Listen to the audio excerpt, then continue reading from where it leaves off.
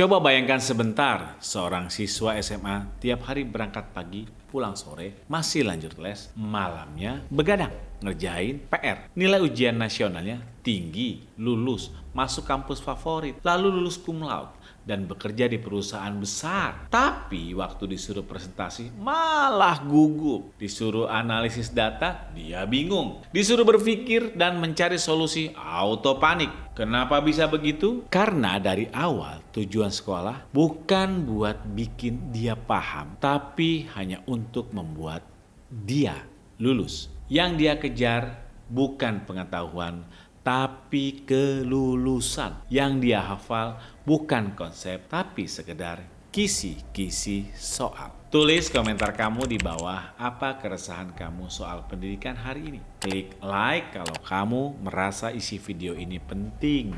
Kalau kamu belum subscribe, klik tombolnya sekarang dan share juga ya ke orang-orang yang peduli. Ketika tujuan sekolah adalah untuk mendapatkan ijazah dan bukannya pemahaman ilmu, seringkali dipandang sebagai alat untuk mencapai ijazah saja. Ilmu pengetahuan yang seharusnya menjadi dasar pemahaman dan keterampilan malah sering disederhanakan menjadi materi yang harus dihafal dan diuji untuk mendapatkan nilai tinggi. Bukti seseorang berilmu hanya bisa terlihat dari kualitas adab dan dinamika akalnya dalam membangun peradaban melalui karya-karya yang mencerdaskan. Bukti seseorang beradab terlihat pada karakter diri atau tawadu dan nilai kebermanfaatan atas peradaban yang ditinggalkan. Idealnya ijazah dan gelar berkorelasi pada kecerdasan akal sebagai bukti seseorang berilmu, kemapanan adab, dan sikap empati sebagai kualitas karakter diri. Kalau ijazah dan gelar tidak berkorelasi pada karakter, maka keberkahan ilmu tidak diperoleh. Ia hanya sebatas banyak teori tanpa bukti, minta simpati tapi miskin empati. Kalau sekolah hanya menjadi jalan pintas mendapatkan ijazah, kita sedang membangun rumah memakai fondasi kertas. Kelihatan kokoh, tapi rapuh. Dan bahayanya, generasi selanjutnya akan tumbuh menjadi generasi yang takut salah, tapi tidak berani berpikir. Pintar di ujian, tapi bingung dalam kehidupan. Jadi sebenarnya apa yang harus kita lakukan sebagai orang tua dan guru ataupun dosen?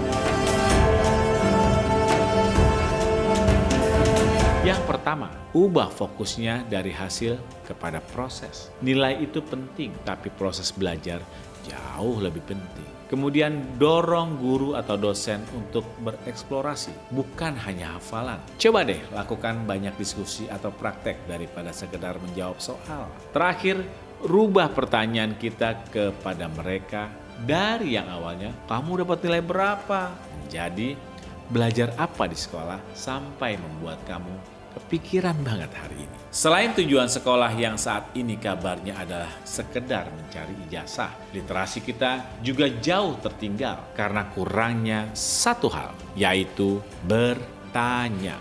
Kita tumbuh dan besar di sistem yang menilai siapa yang paling cepat menjawab, tapi tidak pernah memberi ruang untuk siapa yang berani bertanya. Dari kecil kita selalu diajarkan untuk menjawab. Jawaban benar sama dengan nilai tinggi. Jawaban cepat sama dengan anak pintar. Tapi kapan terakhir kali kita diminta untuk bertanya? Kemampuan bertanya itu tidak datang tiba-tiba. Ia dilatih dari rasa penasaran ingin tahu, dari keinginan memahami, bukan sekedar menyelesaikan soal dan mencari jawaban secepat kilat. Bertanya itu soal keberanian untuk mengakui bahwa kita belum tahu, dan sayangnya kita tumbuh dalam budaya yang sering menyamakan bertanya sama dengan bodoh. Alah, gitu aja nanya. Masa gitu aja nggak tahu? Memang sih kadang-kadang ada orang yang menganggap kalau bertanya sama dengan minim literasi. Padahal sebenarnya yang terjadi adalah bertanya itu merupakan bagian penting dari literasi.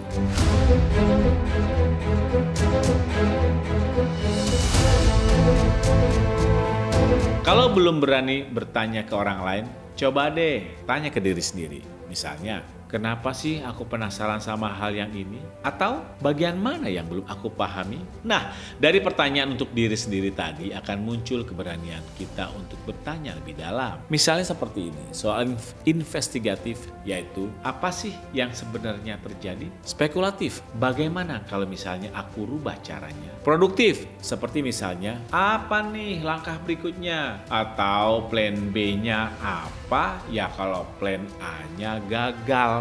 Selanjutnya interpretatif, contohnya dari pengalaman hidup seperti hikmah apa yang bisa aku ambil. Reflektif, contohnya memangnya benar aku butuh barang ini sampai harus check out secepat ini. Gimana kalau ternyata cuma FOMO? Namun ada juga sebagian guru yang menjadikan pertanyaan dari siswa ini sebagai nilai plus. Maka lahirlah pertanyaan-pertanyaan yang tidak sesuai konteks karena siswa terobsesi pada nilai dari guru tadi. Maka sebaiknya jangan menjanjikan apapun untuk sebuah pertanyaan selain untuk kebermanfaatan penanya agar tetap hidup daya imajinasinya. Akhirnya pada intinya bukan sekedar soal asal sekolah, asal daerah dan IQ yang bikin kita berhenti belajar, melainkan rasa takut dan malu untuk terlihat tidak tahu. Padahal semua pemahaman dimulai dari satu kalimat sederhana. Kayaknya aku belum paham deh, boleh nggak aku bertanya? Karena seperti dalam beberapa ayat di Al-Quran